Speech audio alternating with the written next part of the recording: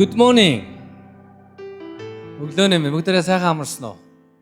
За өнөөдөр та бүхнийг харсандаа их талархчихаа. Тэгээд биднэрт бас нэг зочид бас байгаа. Бидний дунд сууж байгаа. Тэгээд ямар зочдын та нар бас зарим гадралж явах, зарим гадралж байгаа. Нэг Америк нэгдсэн улсын манай нэг Тонлив пастор байгаа шүү дээ. Тонлив пастрын сүмээс залуучуудын баг ирээд өнгөрсөн 7 хоног залуучуудад үйлчилсэн байгаа. Тэгээд тэр зочид маань өнөөдөр бас бидний дунд сууж байна.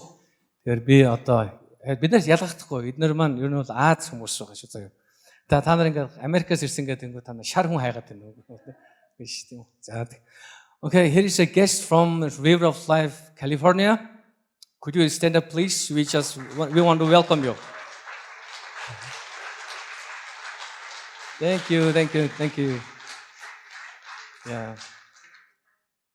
Okay. За энэ баг маань өнгөрсөн 7 хоногт залуучуудын семинар конференц кемпд үйлчлээ. Тэгээд явж байгаа. Нэг Джеймс гэ пастор байгаа шүү дээ. Джеймс пастор өнөөдөр өөр газар сургаал зааж байгаа.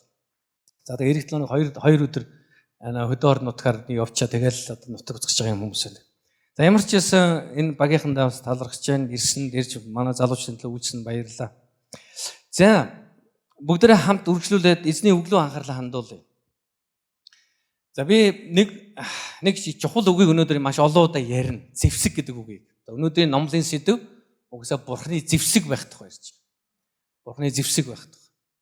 Тэгэхээр зэвсэг гэдэг бол энэ ягаад өнөөдөр энэ их тийм чухал үгээр би өнөөдөр ашиглаж байгаа гэхээр зэвсгээр бид нар өөрсдөө хамгаалдаг. Мөн зэвсгээр бидний эсрэг байгаа альва одоо бидний өмнө саад бэрхшээл учруулж байгаа зүйлийг бас ялдаг. Тэгсэндээ зэвсгээр бид нар бас давуулан дийлдэг гэсэн үг. Өнөөдрийн номлын сэдвийг би түрүүлсэн бурхны зэвсэг байна гэж. Ром номын 6-гийн 13 дээр яг энэ тухай өгүүлсэн байна. Яг тэр ямар зэвсэг байх тухай ярьж байна. Ром 6-гийн 13 дээр. За Ром 6-гийн 13-д ингэж хэлсэн байна. Биеийн эрхтнүүдийг нүгэлд өргөх зөв бусын зэвсэг бүү болго. Харин үхлээс амьд болгогдсон хүмүүс мэтээр өөрсдийгөө бурханд өргөж биеийн эрхтнүүдийг бурханд өргөх зөвхт байдлын зэвсэг болгоорой гэсэн. Тэгэхээр энд хоёр янзын зэвсгийн тухай ярьж байна. Биш ээ, нэг зэвсгийг хоёр янзаар ашиглах тухай ярьж байна. Нэг адилхан зэвсэг. Нэг нь болохоор зөвхт байдлын төлөө ашиглах зэвсгийн тухай ярьж байгаа бол нөгөөх нь болохоор бузар нүглийн төлөө ашиглах зэвсэг болгох тухай ярьж байгаа. Биеийн эрхтнүүдийг нүгэлд өргөх зөв бусын зэвсэг бүү болгоорой. За би нэг ийм үгийг сонсч ирсэн. Тэгээ та нар бас хэрэг сонсож бас амьдралаа хамсаж ирсэн юм. Ер нь зарим хүмүүс олон жил одоо хоригдоод одоо шорон ороод хоригдсны дараа. Тэгээ аль биесээр суллагдсан боловч тэрний сэтгэлгээний хувьд тэд нар оюун бодлын хувьд хоригдсан хിവэрэ байдаг гэж. Буцаад энгийн энэ жирийн амьдрал тасахын тулд тэдэнд жоохон цаг хугацаа хэрэгтэй байдаг. Нэлээд цаг хугацаа өнгөрсний дараа энэ мэдээж хүн хүнээсээ л шалтгаалх баг. Зарим хүмүүс нэг олон жилиг ч юм уу сар хугацааг зардаг бол магадгүй зарим хүмүүс нь бас тодорхой хугацааны дараа энгийн амьдрал тасч эхэлдэг. Гэхдээ л хэрвээ тухайн хүн 10 буюу түүнээс дээш жил тодорхой газар хоригдож тэнд тодорхой дүрмийн дагуу амьдраад ирсний дараа суллагдсан байсан ч гэсэн өөрийгөө яг бүрэн эрхчлөөт энгийн хүн шиг байдлаар өөрийгөө амьдралыг харахаас илүүгээр яг амьдралын хэв маяг болсон нөгөө хоригдсан сэтгэлгээгээр энэ болохгүй гэдэг энэ одоо хэмжүүр дотроо бас олон жил явдгаа гэж би сонсчихсан байна.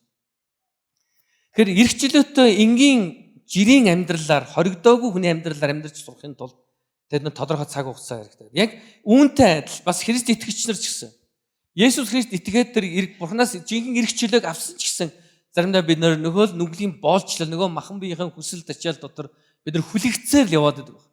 Энийг бид нар давж гарч амьдрах ёстой гэдэг ойлголт маань бидэнд маш хүч сул байгаад байдаг гэсэн. Харин нөгөө л одоо нүгэл боолчлогсон баригдсан амьдрал маань бидэнд илүү хүчтэй байгаад байдаг. Ер нь нэг юм ойлгохтой. Бид нар Бурхны хаанчлал эзэн биднийг дуудсан юм аа. Бурхны хаанчлал руу дуудсан. Тэр хаанчлал гэдэг тухай ярих үед тэр хаантай гэдэг нь ойлгомжтой байна. Есүс бол бидний хаан юм аа. Халелуя. Тэгвэл хаан байгаад хаанчлал байгаа бол хаанчлал хаант тус өөрийн гэсэн дүрм журамтай гэсэн. Тэр дүрм журам дотор бид нар амьд сурах хэрэгтэй. Бид нар урд нь болохоор бид нар харанхуй хаанчлалын дүрмээр амьдарч ирсэн бол одоо бид нар гэрлийн хаанчлалын хаант улсын тэр дүрмээр амьд сурах хэрэгтэй болж байгаа. Христийн Бурхны үгийн дагуу амьд сурах хэрэгтэй болдог гэсэн. Мэдээж цаг хугацаа хэрэгтэй. Гэхдээ бид нар цаг хугацаа хэрэгтэй гэж юу ч хийхгүй биш. Харин ч бид нар өөрийгөө зориулж энэ суралцах хэрэгтэй байна. Би нэг хэдэн жилийн өмнө нэлээд олон жилийн өмнө манай нэг найз пастор Соёнбоо гэдэг манай нэг найз байгаа. Алтан Соён пастор. Соёнбоо пастор бас нэг хэдэн одоо итгэгч нарыг дагуулад одоо өдөртөгч нарыг дагуулад Солонгост очсон байна л. Тэгээд Солонгост очиод яг зуны уйлал таарад халуунд байсан. Тэгээ нэг метроны буудал дээр тэр нэг хэдэн өдөртөгчтэй уулзахаар тохироод ингээ уулзсан чинь нэг нь ингээ тэр метрон руу орж ирэхдээ чэйс нүцгэн явчихсан гэж байгаа. Халууцаад. Сөүлд. Ойлгож байна. Сөүлд тийм үү? Метроны буудал дээр тэр хэдэн сая хүмүүс явж байгаа метроны буудал дээр чэйс нүцгэн монгол хүн халууцаад.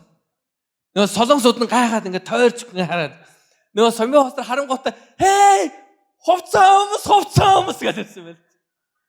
Нөөд сонсчихгүй байгаа. Тэгээд хүр очиод чи наад самцаа өмсөөч гэдэг. Халуун байж та пастор халуун байж та гэдэг. Соёлын ялгаа. Мэдээж хуулинд бол шууд хуулиар нь цэг нүцгэх юм бол барьж 20 гэж юм байхгүй багтал. Гэхдээ тэр үед анх удаа тэнд байс алхаж ясан солонгос хүмүүс амьдралдаа анх удаа гэр бүлийнхэн биш гишүүний нүцгэн цээжийг харсан баха. Анх удаа харсан. Монголд болно. Яг Улаанбаатар гэхдээ цээш нүцгийг явах нь бас нэрс багасцсан. Одоо Улаанбаатар тэм хүнийг харах нь үл их ховор болсон байгаа.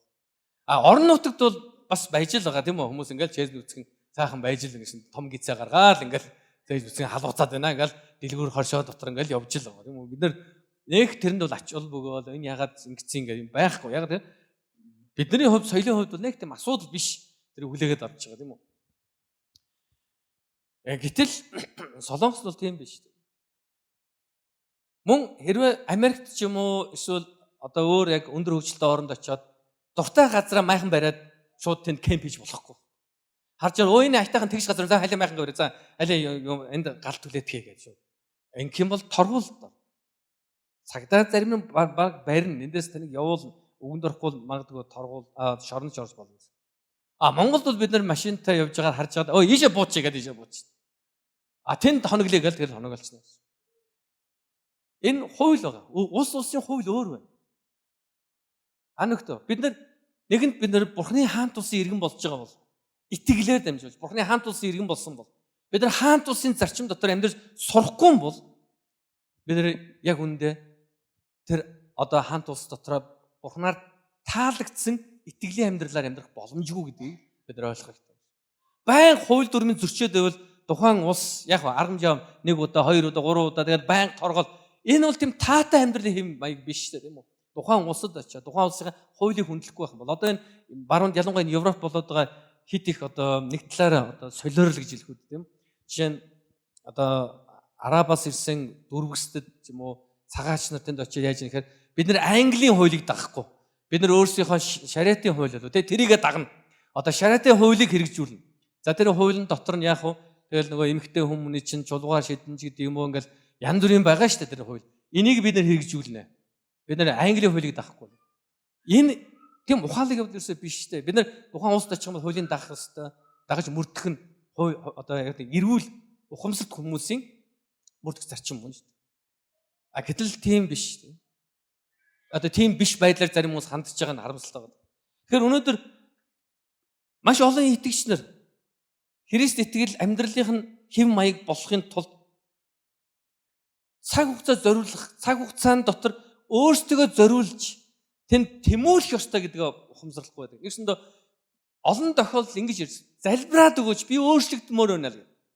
Гэхдээ залбираад өөрчлөгддөг байсан бол өнөөдөр энэ дэлхий дээр хичнээн тэр бум хүнийг одоо өөрчилсөн байх вэ? Ямар сайхан дэлхий байх вэ? Гэтэл залбираад өөрчлөгддөггүй гэдгийг бид нар ойлгож байна. Залбирал үнэндээ бид нар хин нэг хүний дээр гар тавиад за энэ хүнийг өөрчилж өгөө залбирчхаар тэр хүн шууд автоматар өөрчлөгддөг юм биш. Бид нар хүний төлөө гар тавьж залбирх үед тэр хүн өөрчлөгдөх тэр хүсэл тэмүүлэл дотор ариун сүнсэн дуулууртай байхад суралцаж энд өөрөө хичээх ёстой байгаад гэсэн. Өөрийгөө зориулах хэрэгтэй байна гэсэн.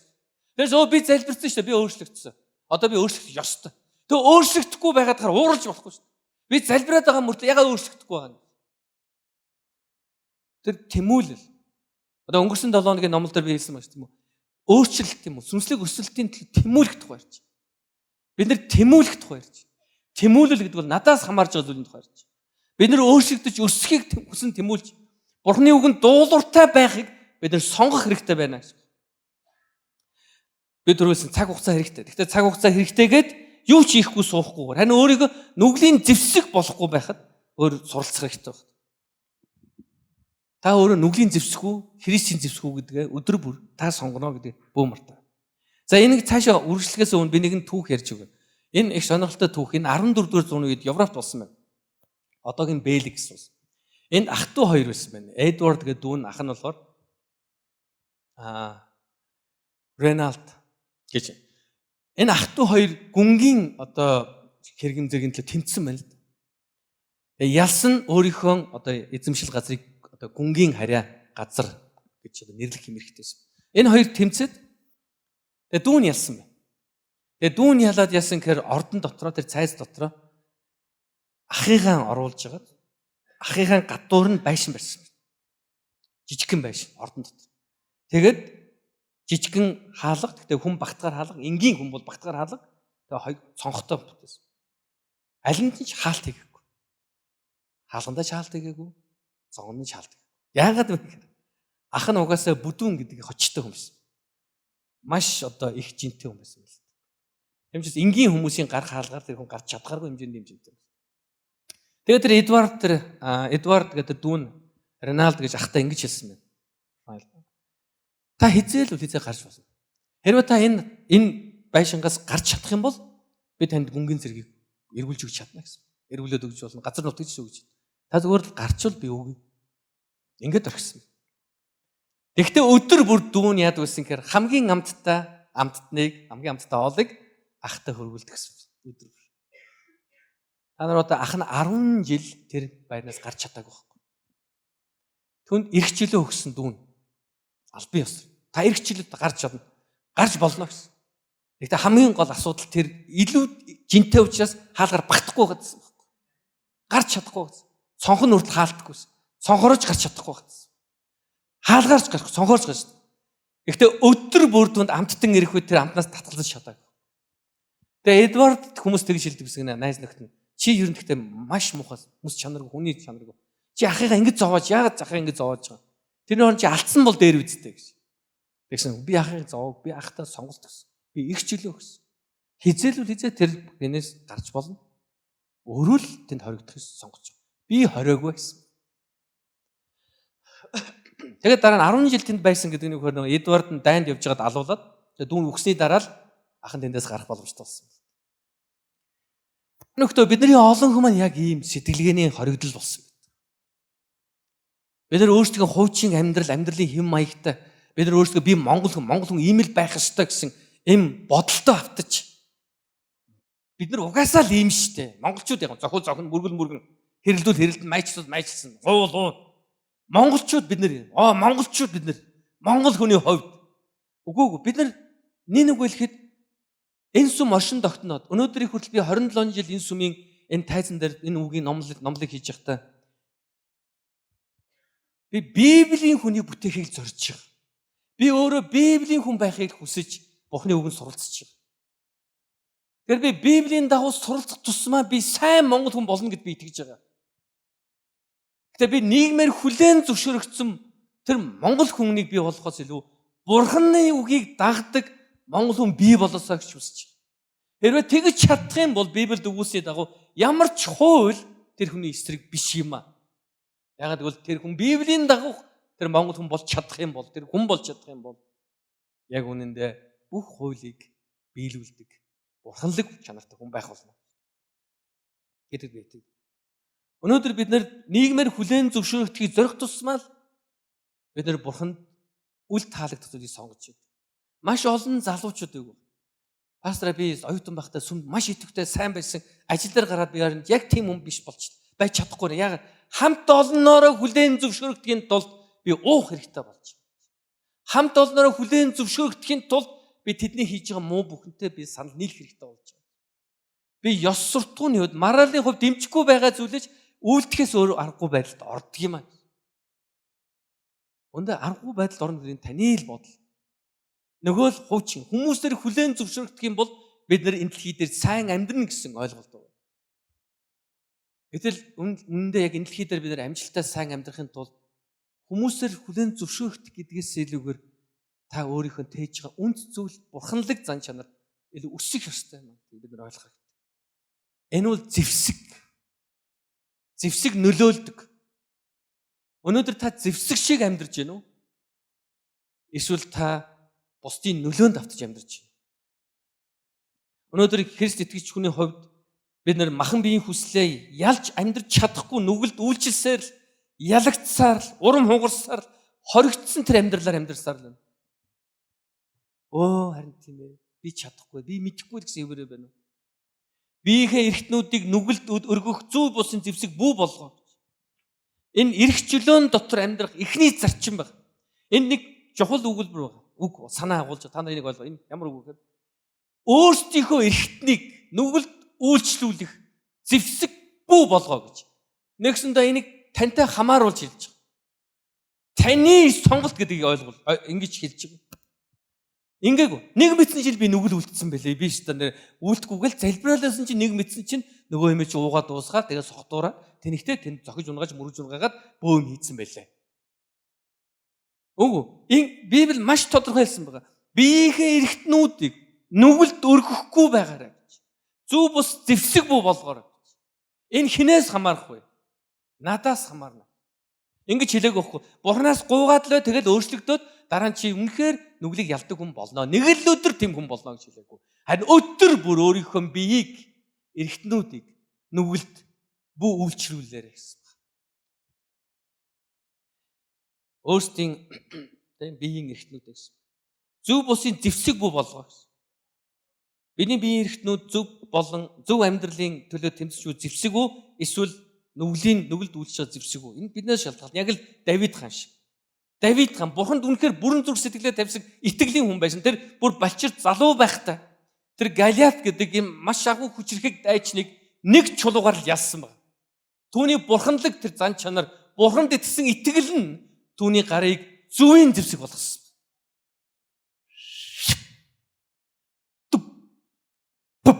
Тийм үү? Санаж байна уу? Ийм л юм болсон. Зүвийн зэвсэг бас түүний гар. Яг тэр Давид бас. Яг тэр Давид Бурхны түн даалгасныг хийх ёстойгоо хийхгүй байгаад гэртээ гүйрч сууж явахдаа зогсож байхдаа Батшибаг хараад нүцгэн Батшибаг хараад түүнд дачаадад өөрийнхөө биеийг нүглийн зэвсэг болгосон юм. Нөхдөд. Яг л адилхан хүн. Нэг өдөр тэр Бурхны зүвийн зэвсэг болж исэн бол бас нэг өдөр тэр хүн нүглийн зэвсэг болсон юм. Яг л бидэнтэй адилхан. Өнөөдөр бид нар магадгүй өнгөрсөн 7 хоног бидний зарим маань зүвийн зэвсэг болж амьдэрсэн байх. Бидний зарим маань нүглийн зэвсэг болж амьдэрсэн байж болно.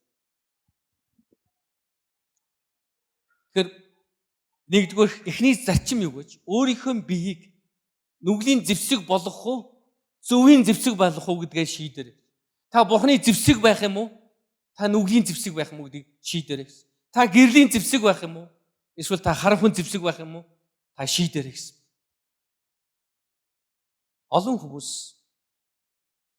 эрх чөлөөг буруугаар боддог. Бурхан бидэнд аль хэзээ өгсөн байгаа эрх чөлөөг.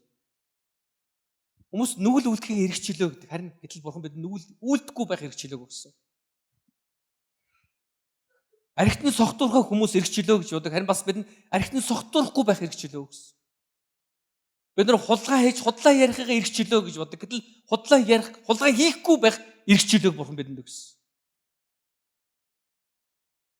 Бид нар өөрийнхөө махан биеийн хүслээ биелүүлж байгаагаа бид эрх чөлөө гэж боддог. Гэтэл махан биеийн хүсэл бүхэн маань үнэндээ бусдын сайн сайхны төлөө байж чаддгүй гэдээ мэддэг. Та өөрийнхөө махан биеийн хүслээ биелүүлэх юм бол энэ чинь таныг эрх чөлөө гэж. Харин та махан биеийн хүслийг хязгаарлах гэдэг чинь өөрөө эрх чөлөө гэдэг бид нар ойлгох. Би дахиад хэлье. Сая миний сүүлийн өгүүлбэр сайн сонсогдоог. Бид нар замдаа махан биеийн хүслийг биелүүлж байгаагаа эрх чөлөө гэж боддог. Гэтэл өмнөдөө бид нар махан биеийн хүслийг хязгаарлах маань өөрөө эрх чөлөө гэдэг бид нар ойлгох. Тэгэмчээс андагт зөв бусын зэвсэг бүү байгаарай гэсэн. Хоёр дахь зарчим нь өөрсдийгөө бурханд өргөөрэй гэсэн. Христийн бидэнд өгсөн эрх чөлөөд ор алхах хоёр дахь зарчим бол өөрсдөө бурханд өргөх тухай ярьж. Бурханд өргөх. Тэгэхээр энд нэг зүйлийг ойлгох. Эхний зарчим бол итгэж биш хүмүүс ч гэсэн байдаг. Зарим итгэж биш хүмүүс. Зарим итгэж биш хүмүүс. Зарим итгэгчнээс илүү амьдралын зөв хэв маягтай байдаг. Тэд зөв шударга амьдрдаг. Тэд нар өөрийнхөө бие эрхтнийг нүгэлт өгөхгүй байх сонголт хийж чаддаг. Тийм учраас эхний зарчим бол энэ итгэж биш ч вэ бид нар өөрийнхөө бие эрхтнийг өөрийгөө нүглийн зэвсэхүү зөвийн төлөв зэвсэхүү гэдгээ хянах эрх мэдэл бидэнд байгаа гэдэг хэлж байгаа. Харин энэ хоёр дахь зүйл бол маш гүнзгий зүйлийн тухай ярьж байгаа. Бурханд өргөх тухай ярьж байгаа. Тэгэхээр нэгсэндээ өөрийнхөө эрхтнүүдийг нүглийн зэвсэг болохгүй байх гэдэг бол хангалттай биш юм а гэдэг хэлж байгаа. Зүгээр л зөвийг үлддэг хүн байх нь хангалттай биш ээ гэдэг хэлж байгаа. Харин өөрийгөө бурханд өргөж байгаа юм. Өөрийгөө бурхан зориулж чадж байгаа юм. Бурханд өөрийгөө бүрэн зориулах хэрэгтэй. Энэ яг л нэг хуучин гэрээний дахилч нартай адил. Хуучин гэрээнд чуулганы дахилч нарыг яадаг гэсэн гэхээр тэднийг ариусгадаг байсан. Бурхан зориулж ариусгадаг байсан. Гэтэл номын 29:20 дээр хэлж байгаа. Чи хуцыг дөхөрж, цуснаас нь авч, Аароны баруун чихний гиз, хөвгүүдийнх нь баруун чихний гиз, тэдний баруун гарынх нь эрхий хуруу болон баруун хөлийнх нь эрхий хуруунд хүргэж, цусыг нь дахлын ширээгээр тойруулан, цацагтун гэсэн. За энэ хуучин гэрээнд Аарон ба түүний хөвгүүдийг дахилчийн албанд зориулна томилготой ингэж ариусгаж тусгаарлах ёслыг хийжсэн. Энэ бол ариусгаж байгааг харуулж. Тэр дахлын цусаар дамжуулж бурханд өргөж байгаа тэр гимгүү дахлын цусаар дамжуулж гэсэн үг. Тэднийг ариусгаж. Нэгснэ тэдний үг үйлдэл бүх нь бурханых болж байгаа гэдэг хэлж. Сонсох нь, үйлдэх нь, алхах нь бүгдийг бурхан зориулаарай гэж. Бүгдээ бурхан. Бурханы үйлчлэлд орохын тулд ариусгаж тусаарлаж байсан. Хуучин гэрээнд дахлын цусаар нүглийг уучилж ариусгалыг хийдэг байсан бол шинэ гэрээнд Есүс Христийн цус бидний нүглийг уучилж ариусгалыг авчирсан юм а. Одоо бидэнд янз бүрийн цус хэрэггүй энэ тэнд. Гэр мөртөө очиод янз янзын хоц моц сухны цус аваад ингээд түрхээдэж болохгүй байна шүү дээ. Тэр үйл өнгөрсөн. Есүс Христ аль хэзээний өөрийнхөө ариун цусаар дамжуулж биднийг ариусгасан юм а. Еврей 9:14 дээр ингэж хэлсэн байна. Тех тусмаа мөнх сүнсээр өөсөвгүй өөрийгөө бурханд өргөсөн Христийн цус нь мэс чанарыг маань үхлийн үйлсээс цэвэрлэн амьд бурханд үйлчлүүлнэ шүү дээ гэсэн. Бидний зүрх сэтгэлийг, бидний сүнсийг бурхан өөрийнхөө Есүс Христ өөрийнхөө ариун цусаараа цэвэрлэж ариусгаад бидний бурханд үйлчлүүлнэ гэсэн. Одоо энэ нь таны тухай яриад биш. Таныг харин хэнд итгэсэн итгэлээр дамжиж хэрхэн Есүс Христ таны нүглийг уучилж цэвэрлсэн тухай, ариуссан тухай яриа болж байна гэсэн. Тийм учраас ан нөхдөд бид бүгдээр Есүс Христийн цусаар цэвэрлэгдсэн юм. Та өнөөдөр өөрийгөө юу гэж бодж байна? Өнгөрсөн 7 хоногийн амьдрал таны хүссэн шиг биш байсан байж болох юм. Өнгөрсөн өдрүүдэд магадгүй та яг бурханлаг амьдралыг тээж чадаагүй байж болох юм. Бурханлаг үнцэнтэй зүйлсийг та бусдад харуулж чадаагүй байж болох юм. Гэхдээ тэр бүх юм дууссан биш ээ. Ан нөхдөд өнөөдөр та энэ сууж амьд арзааж мэд мэлтийж л байгаа. Бурхан тань дахин боломж олгож байгаа гэдэг бүү мартаар халелуя. Эзэн танд хайртай юм. Бурхан бол үргэлж бидэнд боломж олгодог. Харин түүний өгж байгаа боломжийг бид хэр зөв ашиглаж сурах вэ? Бид нэр цаг хугацаанд дотор суралцах ёстой. Бид нар үргэлжлүүлэн суралцах ёстой. Бидний хэн маань энэ дэлхийд төгс болохгүй. Харин төгс нэгэн дотор бид нар өссөөр байхыг Бурхан биднээс хүсэж байгаа. Мөн Библиэс харах бол бид бүгд Христийн амьлалтаар дамжуулан дахиж болсон юм гэсэн. Нэгдүгээр Петрийн 2:9-дэр хэлсэн байна. Харин та нар сонгогдсон гугсаа хаан дахилж ариун үндэстэн Бурханы эзэмшлийн ард түмэн юм. Ингэснээр харанхуугаас та нарыг өөрийн гайхамшигт гэрэл рүү дуудсан түүний хүчрхэг үйлдэлийг та нар тунхаглах юм аа гэсэн. Энд хэд хэдэн чухал зүйлийн тухай ярьж. Эзэн биднийг сонгосон тухай ярьж. Эзэн биднийг хаан дахилж болгосон тухай ярьж. Эзэн биднийг ариун үндэстэн болгосон тухай. Эзэн биднийг өөрийн эзэмшлийн ард түмэн болгосон тухай ярьж. Бид Бурхантай хамаатай гэдгийг хэлж. Би одоо ингэ эргээд баг насаа дурсах үед аав ээжээсээ бас ичдэг үеуд байсан баг багт. Одоо ялангуяа өсвөр наснд хурж ирээд ингээд нэг ганган манган гоё байх гэдэг үе байдаг шүү дээ. Тийм үү? Одоо бидний үед чинь янз бүрийн гоё гэлмэл байгаагүй 9-ийн тос мосоор ч юм уу эсвэл одоо үсээ ширэлтэн ингээд ширэлдүүлж байгаа л ингээд самж мамж одоо одоо хэмээнд оруулах биш хэвэнд оруулдаг байлаа шүү дээ зүгсээ гоё. За тэгэхэд манай аав одоо тухайн үед яг бидэнтэй хамт ингээд явж байхдаа ингээд шуудаа муудаанд юм хийгээд явж байна. Тэнгүүд аав ингээд шуудаатай юм бариа явж байхад ааваас хамааралгүй хүн шиг би ингээд явмаар байдаг гэсэн. Хол. Тэ өөр хүний аав явж байгаа юм шиг. Эсвэл бүр урд нь гүүн эсвэл ард нь. Яагаад тэгэхээр яг хажууд нь явахаар ичээд байдаг. Тэ ангийн октод харчвал яана. Хүмүүс харуул яана. Гэ ичдэг. Тэгэл заримдаа ингээд ширээн мэрээ зөөгөөд явна шүү дээ. Гудамжаа гэж. Тэгээ зөөгөөд явахаар хурдан яваад дуусмаар санагдав.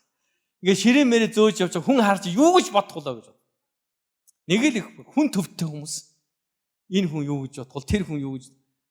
Тэгээ ааваасаа хамааралгүй байх гэдэг. Тэгээ ялангуяа ийм санаа зам бар. Ингээл нэг гялгар уут мотон дотор юм уу. Энийг аваа явж эсвэл аав ингээ нэг тийм сони юм бариа явж ивэл тэрийг хажууд нь бол баймааргүй юм. Холоос эсвэл аав нэг сони юм өмсөд явж явах юм бол. Тэгээ ингээ толд мол болцсон өмдтэй тэр явж явах юм бол манай аав чи бас их юм хийдэг хүмүүс. Тэгээ янз бүрийн байлаа. Тэгчих юм бол ааваасаа хол явж байгаа. Яа ичмээр юм аа. Гэсэн манай нэг ах надад тэгдэг байсан. Би өөрөө ааваасаа ичээд гүгэдсэн чинь манай ах надаас ичээд гүгэдсэн юм байлээ.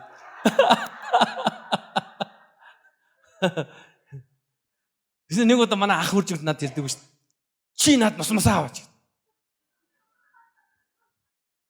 Бачигийн дүү нэг халтар юм яваач гин гэж хэлж шүү дээ. Нусаа хацартаа нас юм ярьж гин хүмүүс хэлдэг тэгээд. Тэнгүүт би ааваасаа ичээг үгээсэн чи ах маань надаас ичээг үгээдсэн. Ийм юм туусан хүн бол гараар өрөхгүй. Хин нэг үнээс ичээд хамааргүй юм шиг. Одоо сүүлийн үед одоо би бас зарим зүйлийг хараад зарим нөхрүүд бас ихнэрээсээ ичин, ихнэрүүд нөхрөөсөө ичин. Тэ? Заримдаа өмсөн зүүснээс нь ч юм уу эсвэл янз бүрийн байдлаас болж танихгүй юм шиг.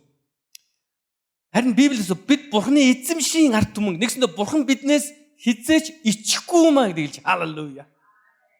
Бурхан харангуйтай энэ батулд энэ тэнэг гар заа. Би наад чи танихгүй шүү. Би таньдаг байхгүй мэдгүй юм яац юм. Бурхан хизээч нуруугаа бидэнд л эргүүлэхгүй гэдэг болгоо гэдэг. Бурхан хизээч биднээс ичихгүй юм аа. Халелуя. Анагт Бурхан өөрөө хэлсэн биднийг түүний эзэмшлийн ард түмэн гэсэн. Хэрвээ түүний эзэмшлийн ард түмэн яг үүнийг илүү гоё болгох. Илүү сайнсах, илүү хүчтэй болгохыг Бурхан зорино. Таныг Бурхан яг ийм л болохыг хүсэж байна. Манай монголчууд ч одоо уул нь арай өөр болчмаар санагддаг. Дээрүүд бол бид нар чинь нөгөө соёлох өмдөмдөг нэг олон хүнд байхгүй учраас эцэг эхчүүд нөгөө бидний чинь ингээд өмдөмдөрөө газар унж манааж шорон дөр өнгөрчгөр ууралдаг байх нь аргагүй байсан байхгүй. Тэгээд чи бүх юм гараараа угаана.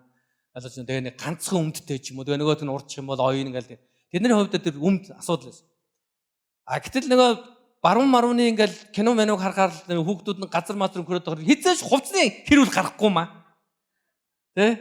Дандаа аюу окей гэдэг. Манайхан чи тэр хүүхдээ аюу окей байхгүй шүү дээ. Тэр хүүхд мөгт окей юу окей биш ерөөсөө хамаагүй хувцсны хачвал гэдэг. Хувцсыг хараал тийм үү. Өө урдсан байна л энэ моголгоцсон байна. Энэ одоо стан энэ яста заваарсан амтэн дээр одоо наац яаж угаанаа л гэдэг. За бидний хувьд бол тийм байсан. Одоо ямар болсон юм бэ? Одоо бол арай өөр болоо үст. Одоо нэг хувц мууц одоо ганцхан өмдөмдтэй биш үсттэй арай хүүхдүүдийн хувц мууцаа. Арай өөр одоо олон солионы өмдөнд байгаа. Энд залуу эцэгч хэлэхэд хизээч ийм асуудлаар маргаан битгий үсэх. Хувцснаас бол хүүхдтэй. Санал хэлж байгаа юм байна уу? Окей. За юу болж бод ийш болж. Тэгээ бид нэг хүүхдүүдээс хинээс чинь ичих гэж явдаг. Харин Бурхан биднээс ичдэггүй гэдэл бодчих. Та зүгээр ингээл бод. Бид нар заримдаа өөрсдөө мэднэ. Ямар одоо ухаан муутай сонголт хийснэ бид нар мэднэ. Ингээ хүмүүст ярих юм бол хүмүүс бараг зайгаа бариад цутаагаад явчих. Тийм мулгуу амьдэрсэн үедээ ч бид нар санана мэднэ. Үнэхээр мэднэ. Тэгээ тэрийг хүнд хэлдэг байхгүй. Яга хэлэх вэ? Хэрвээ хэн нэгэнд хэлчих юм бол орхино гэж бид нар мэддэг. Зур орхичих баг. Харилцаа тасалчих баг гэж бид боддог. Харин тэр бүхний чинь Бурхан мэдсэн хэрнээ хэзээч тантай харилцаагаа таслахыг Бурхан хүсээгүүдийг бүү мартаа.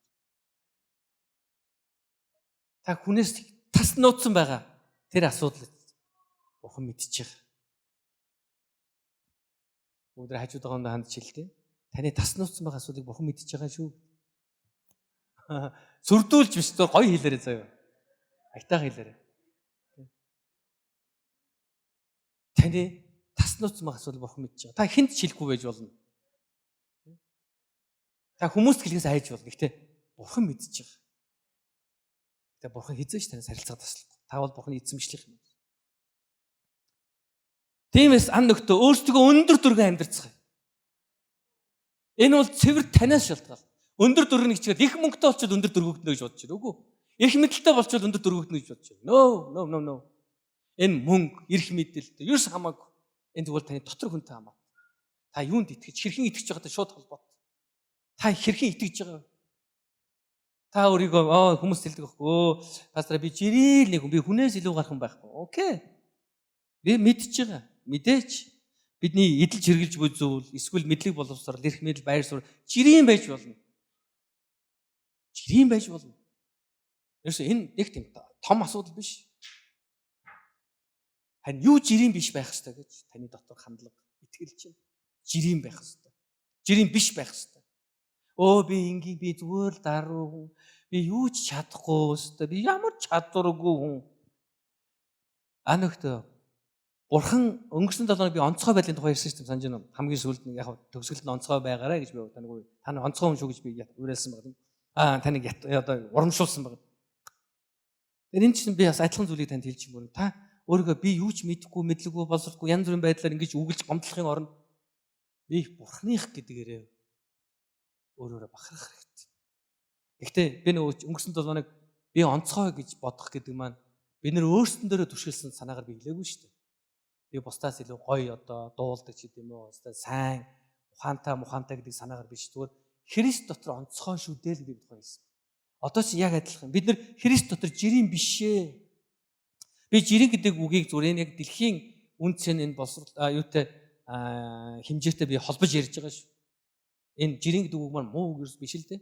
Тэгвэл миний авж байгаа санаа яг дэлхийн үнд зүйлс, дэлхийн зарчимтай холбож ярьж байгаа. Бид нар жирийн биш байх хэрэгтэй. Яг тэгвэл бид нар энэ дэлхийн үнд цэнтэй зүйлээр амьдрдаг биш. Бид нар бурханы үнд цэнийг тээж амьдрах хэрэгтэй. Бид нар энэ дэлхийн амьдралын хэв маягаар биш. Бид нар бурханлаг Библийн дагуу хэв маягт амьдрахад суралцах хэрэгтэй. Бид нар жирийн байж болохгүй. Яг тэгвэл жирийн нэгэн биднийг биш юмаа гэдэг Библи хэлээд байгаа. Бурхан маш тодорхой хэлээд байгаа. Миний сонгосон хүн шүү дээ. Миний дахилж болгосон хүн, миний ариун үндэстэн, миний эзэмшил болсон шүү гэд эзэн бидэнд өөрийнхөө үгийг хэлж. Бурхан ингэж хэлээд байхад бид нар өөдөөс нь би жирийн юуч мэдэхгүй. Югаач чадахгүй. Та намайг ингээл янз янзын үгээр гээл сонгосон хүн ариун үндэстэн гэх орнд зүгээр сая доллар өгчөө. Тэгвэл болох гээд байна. Сая доллартай болчих би яг жирийн биш болох гээд байна. Одоо та өөрийнхөө үгээр намайг юу ч хэлсэн жирийн байна.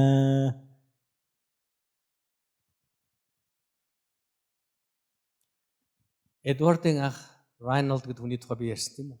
Энэ хүн зүгээр л өөрийгөө ялж чадаагүй. Өөрийнхөө жин хасах, хоолоосоо татах, эрх чөлөө түнд байгаа. Харин тэр яг энэ амттанд дурлсан энэ донтолтоосоо салж чадаагүй.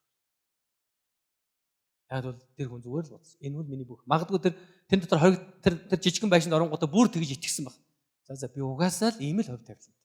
То надад гоё амттан өгж байгаа л их юм да. Энийгээ идээд л байж. Угаасаа би эндээс гарна ч гэж байхгүй, би шинэ амьдралаар амьдрын ч гэж байхгүй. Би гарлаа гэхэд тэр дүү надад тэр гүнгийн тэр эрхэм зэргийг буцааж өгөн ч гэж байхгүй. За зүгээр энэ амттай юм өгж байгаа нь идэл үнгүй мэдээл байж ийдаа л гэсэн. Нөхдөө бити тэгж бод. Өнөөдрөөр өөрийгөө бүд. Та бол ялагч. Та бурханд сонгогдсон. Та бол хаан дахилж, ариун үндэстэн. Та бол бурханы эзэмшлийн хүн гэдгээ бүү мартаа. Тэгэхээр хоёр дахь зарчим юу гэж? Хоёр дахь зарчим бол бид нэ бурханд өөрийгөө бүрэн өргөх тухай ярьж байна. Бурханд өөрийгөө бүрэн өргөхийн тулд би хинбэ гэдгийг мэдэх тухай ярьж байна. Би хинбэ? Мэдээж нэгдүгээр би бол нүгэлт хүн. Хоёрдугаар би Христийн тусаар аврагдсан хүн. Гуравдугаар би бол бурханы сонгосон ухсаа үндэстэн тийм үү? Би бурханаас сонгогдсон хүн. Би түүний дахилч Би бол ариун үндэстэй. Би бол Бурхны эзэмшлийн хүн юм. Итдэг. Тэгээд цааш нэлсэн. Харин үхлээс амьд болгогдсон хүмүүс мэтэр өөрсдөө Бурхан дүргэж, биеийнхээ эрхтнүүдийг Бурхан дүргэх зөвхт байдлын зэвсэг болгоорой. Энэ нэгсэндээ хуучин хүний зэвсэг болох уу, харин шинэ хүний зэвсэг байх уу гэдгийг сонгоол гэж. 2 дугаар Коринтын 5:17 дээр хэлсэн маш чухал үг байна. Тиймээс хэнийг нь Христ дотор байвал тэрээр шинэ бүтээл мөн. Харагтун хуучин өнгөрч шинэ болсон байна. Өдөр бүр өөрийгөө энэ үгээр урамшуул. Би шинэ болсон байна. Өчигдрийнхаа өөртөө өөр байхыг хүс. Өчигдөр чадаагүй зүйл өнөөдөр чадахыг зор. Өчигдөр чадаагүй тэр уучлалыг, өчигдөр хайрлах чадаагүй тэр хайрыг, өчигдөр өгч чадаагүй тэр өгөөмөр сэтгэлийг өнөөдөр өг. Тэгээд эсэнд дүгнж хэлэхэд бид одоо зөвхт байдлын зэвсэг болсон гэдэгт итгэх хэрэгтэй. Энэ бол биднээр дамжуулан эзэн Бурхан бидний эргэн тойронд байгаа хүмүүс зөвхт байдал болон Бурханы сургаалаар тэдэнд хүрэхийг хүсэж байгаа гэсэн санааг агуулж зэвсэг байх, нөлөөлөх тухай. Хэрвээ хэн нэгэн хүн одоо таныг дайнд явахд юм уу, цэрэг татагдаа дайнд явахд айрмаас танд өгж байгаа зэвсгийг танд хадгал гэж өгдөг шүү дээ юм уу? За энийг гоё ингээд саахан жаазан дэгээд гэтээ тавьчаарай. Үгүй ямар ч зэвсэг өгч хэрэгэл гэж өгч. Өнөөдөр бид нар өөрийнхөө эрхтнийг, өөрийнхөө амьдралыг, өөрийнхөө махан бие, бие махбод энэ дэлхий дээр Бурханаас надад өгсөн бүхнийг бид нар Бурханы сайн сайхны төлөв зэвсэг болгох уу? Эсвэл би нүглийн зэвсэг байх уу? Энэ сонголт таны гарт. Зөвхөн энэ сонголтыг хийгээ зогсохгүй та өөрийгөө Бурханд бүрэн зориулах ёстой. Яагаад гэвэл та бол Бурханаас сонгогдсон. Та Бурханы хувьд ариун үндэстэн гэж дуудагдсан. Та Бурханы хувьд түүний эзэмшлийн хүн болсон гэсэн. Бурхан таны хизээж орхихгүй, хизээж хаяхгүй түүний амлалт. Бүгдээ босцгоё.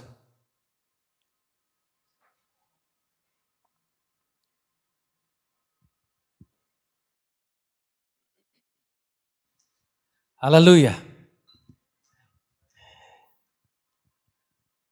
Та одоо ингээл бодох. Та ер нь бол дэлхийн хамгийн хүчтэй зэвсэг гэж бодож байгаа.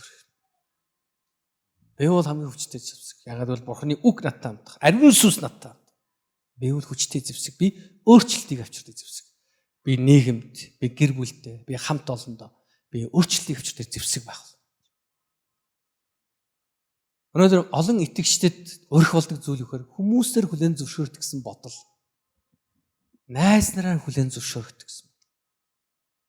Бид нар яг жинхэнэ итгэлийн амьдралаар явах үед бид нар найзгүй болох үе байдаг. Тийм үе байна. Тэглээгээд бүх юм дуусчих юм биш. Яг л би нэг юм хэлээ. Хизээч таныг тэр муу зүйл рүү уруу татсан. Өөрснөөрөө таныг биш үү? Өөрсөндөө таныг хүлээн зөвшөөрөхийн тулд өгүүлбэр юу болж байна? Нэг сонин сонсдод очив. Та нар яг сонсож байна. Өөрснөөрөө таныг хүлээн зөвшөөрөхийн тулд болсон уу? Ойлгож байна уу? Зөвшөөрөхийн тулд тэдний хэлсэн бүхэн эцэст нь Бурханы хувьд ямар ч үн цэнэгүй гэдгийг та нар ойлгох хэрэгтэй. Яг тэр бид Бурханы өмнө шүүгдэх үед тэр найз нөхд чинь таны өмнөөс хариуцлага өрөхгүй. Таны тэр компани хэлцийн захирал чинь ч юм уу, дарга чинь ч юм уу, тэр багш чинь ч юм уу, тэр маш их хүндэлдэг тэр хүн чинь таны өмнөөс Бурханы өмнө хариуцлага өрөхгүй. Ингэж хэлэхгүй шүү дээ. Та нар боддоо би нэг компанид орлоо гэж бодъё. Тэгсэн тэр хамт олноороо ингэсэн. Тэр хэлцийн дарга над төрж.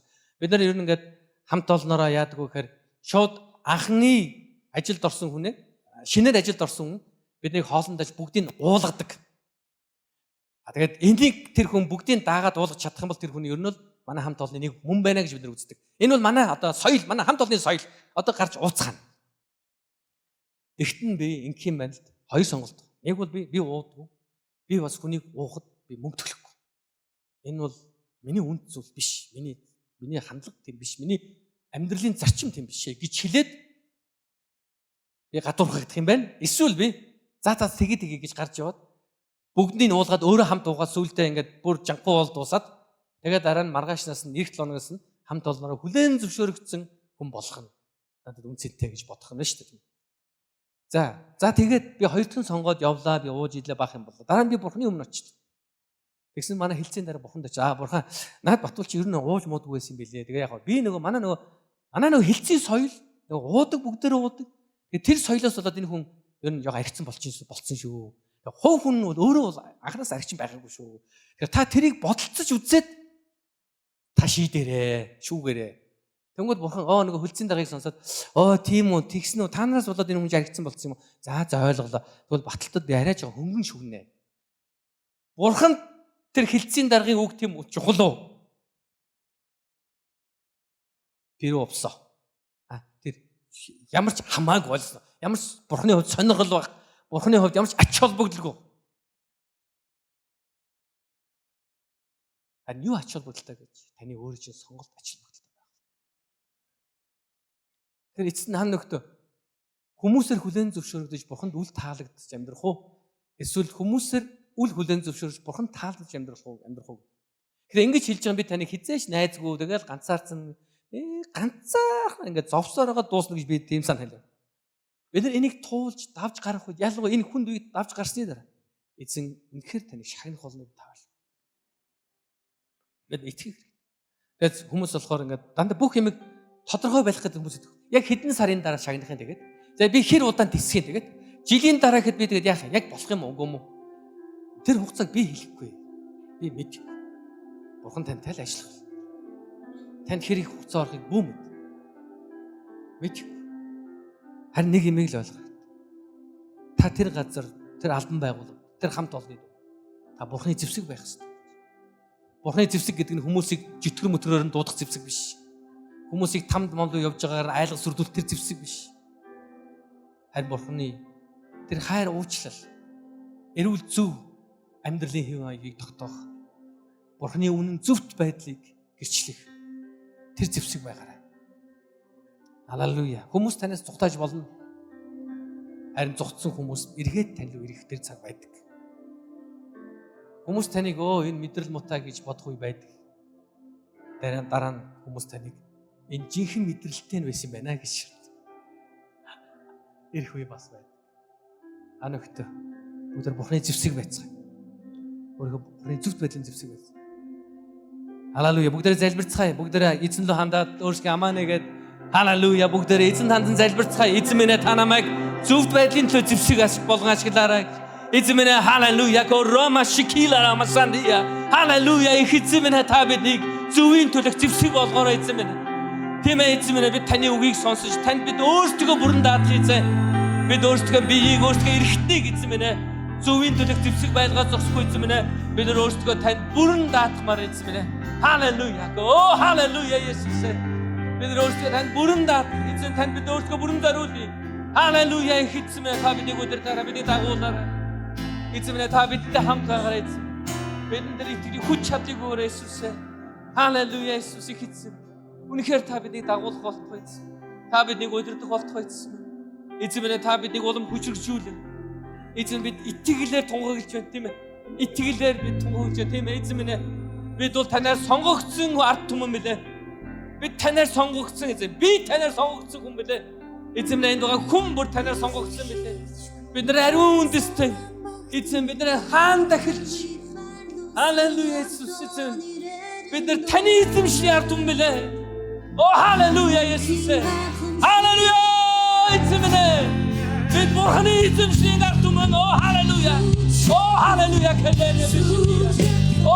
Раба шикилара маса. Бид бурханы ард түмэн. Бид бурханы эзэмшлийн ард түмэн. Халелуя эзэн. Халелуя. Есүс эзэн тань. Халелуя. Халелуя.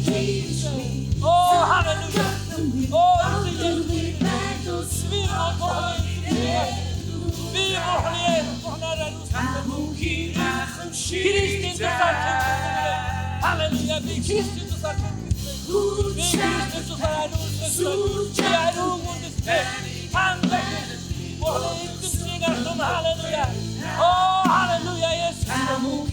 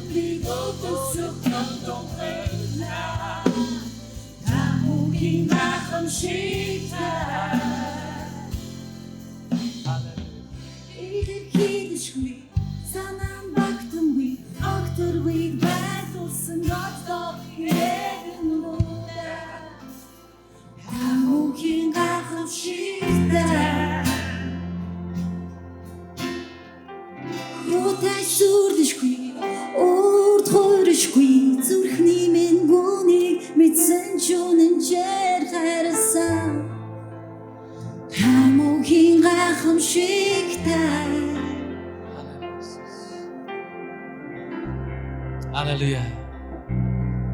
Нэмээ хийсэн бид бол үнэхээр танаар дуудагдсан, танаар сонгогдсон ариун арт түмэн эзэн. Бид хаан дахилж эзэн бид таны эзэмшлийн арт түмэн билээ. Эзэн та биднийг өөрийнхөө зэвсэг болгон ашиглаач. Бид нар энэ дэлхий дээр хайрыг, эвлэрлийг, эв нэгдлийг, эзэн энэ дэлхийд бид уучлалыг, өгөөмөр байдлыг илэрхийлсэн тэр зэвсэг болохыг хүсэж байна. Таны сайн мэдээ, таны үннийг, таны зөвийг тунхагласан тэр зэвсэг байхыг хүсэж байна. Эзэн бид нар харанхуйн хаант улсын иргэд биш. Бид нар гэрлийн хаант улсын иргэд. Бид гэрэлтийн эзэн минь. Та биднийг асаасанд баярлалаа. Халелуя. Эзэн минь та энэ харанхуйд биднийг асаасанд баярлалаа. Халелуя. Эзэн Есүс. Биднийг асаасанд баярлалаа. Баярлалаа эзэн минь. Гэрэлт гэж та биднийг дуудсан баярлалаа эзэн минь. Халелуя эзэн минь танд баярлалаа Есүс. Танд бүх алдрыг өргөж. Есүсийн нэрээр талархаж. Амен. Халелуя. Бурхан руу ирээрэй. Ямар ч үед Есүс Христ бол бидний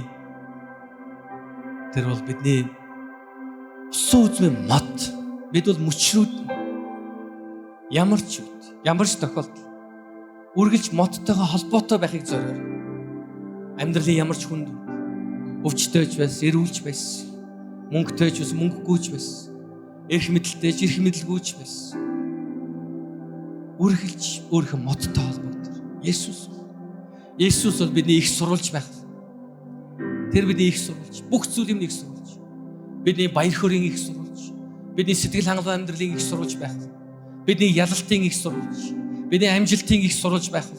Бидний дэвсэр дэвчээрийн их сурвалж Есүс байх. Есүс рүү үргэлж иргээр. Та өөрийнхөө зовлонгийн гүнд байна гэж бодсон чи Есүс рүү иргээр. Модтойгоо холбоотой байх. Та өөрийнхөө амжилтын оргил дээр байна гэж бодож болохыг та Есүс рүү иргээрэй. Та модтойгоо холбоотой байх.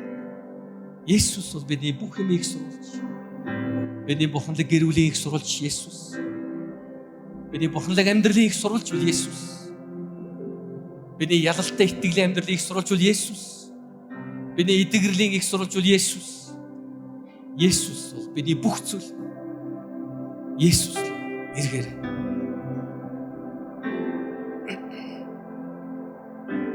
Аллилуйя Есүс.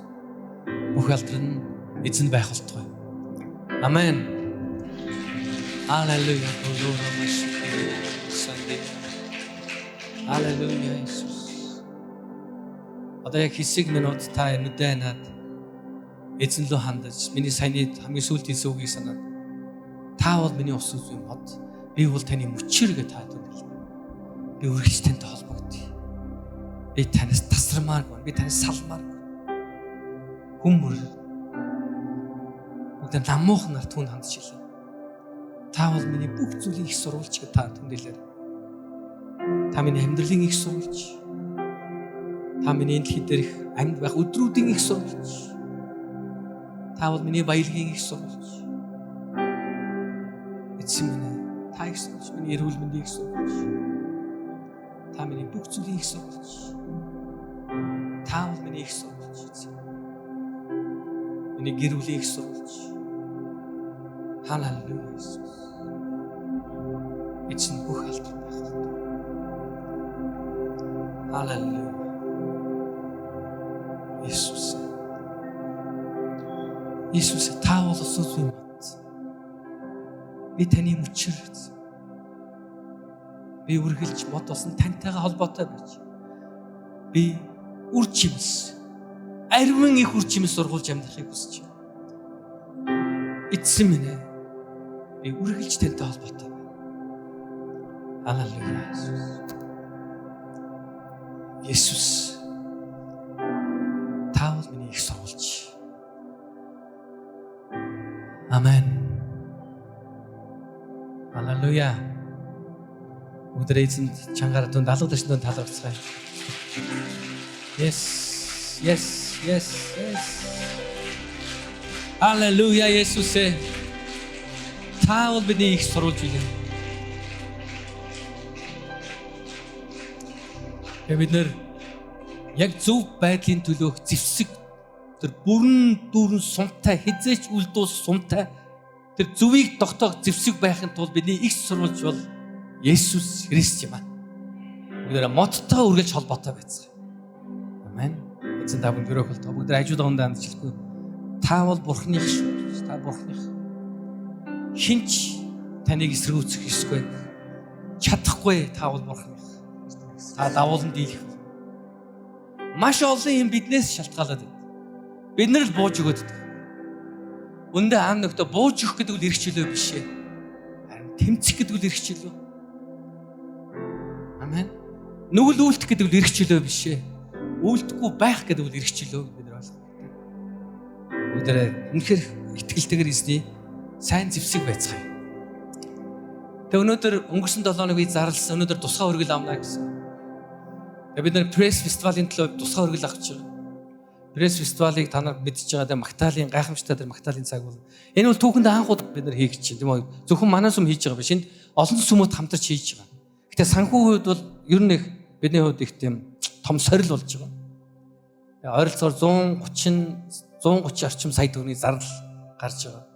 Тэгээ нөгөө плед уусаа зарж байгаа шүү дээ. Гэтэ плед зарсан ч пледийн маань үн 20% нь л ер нь бол одоо хангаж байгаа. Нийт зардлынхаа үлдсэнийг бид нар итгэлээр босгох хэрэгтэй байна.Эмчээс бид нар өнөөдөр нэг онцгой тусгай өргөл авахыг зорж байгаа. Өнөөдөр би бас та нарт нэг зүйл ятгахмаар хэрвээ та яг энэ зөвхөн өргөл өгөхөөс гадна бас тусгаалаад өөрөө энийг бас тодорхой ивент итгэгч байж тодорхой нэгэн одоо хэсгийн ивент итгэе. Тодорхой нэгэн зардлын ингээд манах гэр бүлээрээ даа ийм хүсэл байл цуглааны дараа натаа уулзаарай. Хоёр давхар дүржээд пастортай уулзсан. Тэгээ хэлж болно би танд ямар боломжууд байгааг хэлж гэж болно. Тэгээ тэндээс сонгоо за би энийг манай гэр бүл даая. Энд дээр бид туслая дэмжиж гэдэг. Яг тэгэхээр өргөл аваад өнөөдөр мэдээж бид нар өргөл аваад 100 сая төгрөг 100 сая төгрөг босхгүй нь бол ойлгомжтой байна. Гэхдээ бид нар бидний залбирал, итгэлийн зориул золиосоор дамжуулж яг энэ фестивалд хэрэгтэй бүх санхүү хангагдана гэдэгт бол би эргэлзэх байна. Халелуя. Бүгд хамт залбирцгаая. Бүгд пресс фестивалийн төлөө хамт залбирцгаая. Бидний их эзэн минь танд баярлалаа. Эзэн бурхан үнэхээр танд баярлалаа. Бид нар энэ пресс фестивалыг таны гарт үрж энэ Магдалины фестивал энэ 72 цагийн туршид эзэн минь таныг магтаж, таныг алдаршуулж, таны үг сургаалыг сонсож итгэлийн хүмүүс нэг дор мянгуулаа цуглаад танд алдрыг өргөх. Тэр гайхалтай цагийг танд атарч. Энэ хэрэгтэй байгаа бүх санхүүгтээ хангаж өгөөч. Есүсийн нэрээр гоо залбирлаа. Амен. Амен. Халелуя. Бүгдээрээ өргөцгөө.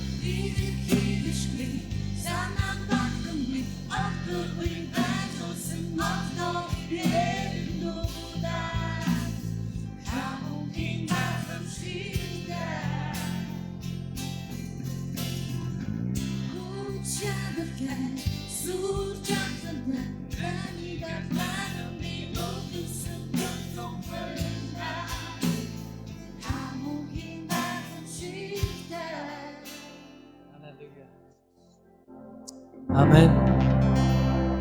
Тэгэд яг энэ лайв үзэж байгаа хүмүүс санаж хэлэхэд яг энэ пресс фестивалийн төлөө хэрвээ та бас дэмжиж бас ханд өгөхийг хүсэж байгаа бол та сүмийн дансанд Магдалины фестивал гэж одоо тийм бүлгэний утгыг бичээд та бас хандуулж болно. Бүгдээ хамтдаа ерөөлийн залбирлыг хүлээж аваад өнөөдөр цуглаанаа өндөрлцгөөе. Аллилуйя Иесус.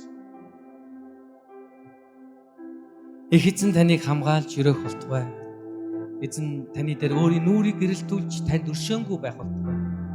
Их эзний тусламж таны дээр байж танд амар тайвныг болтугай. Эцэгхүү ариун сүнсийн нэрээр би өрөөн залбирлаа. Амен. Амен. Халелуя. Эзэн та бүхэн өрөөх болтугай. Хэрвээ та анх удаа ирсэн бол уртлыг нэн дээр сунагч таныг хүрч байна. Эзэн та бүхэн өрөөх болтугай. Бүгд ирэх 7 хоногт уулзцгаая.